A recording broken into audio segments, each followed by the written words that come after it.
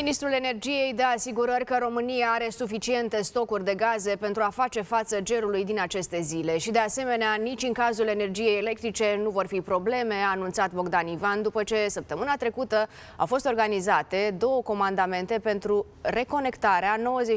95.000 de locuințe rămase atunci fără energie electrică din cauza vremii extreme.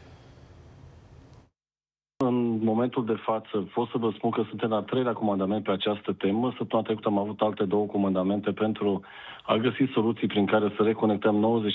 95.000 de locuințe la energie electrică în urma fenomenelor meteo severe și a reușit acest lucru cu 1.000 de oameni aflați în